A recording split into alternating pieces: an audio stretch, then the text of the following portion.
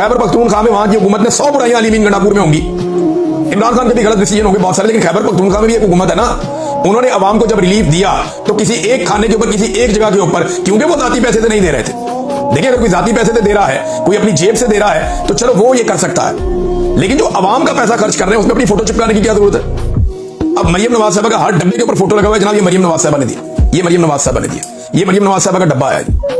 और जो लोग बेचारे अपनी मदद आपके तहत आते हैं, खाना लेकर आते हैं, चीजें लेकर आते हैं, उन्हें देने नहीं देते। वो कहते हैं जी मरियम नवाज का बैनर पोस्टर लगाओगे तो तब हम आपको अवाम की मदद करने देंगे, अदरवाइज हम अवाम की मदद भी नहीं करने देंगे। क्यों जी? ये किसी बाप का पैसा है कि अपनी फोटो चिपका दी साथ में?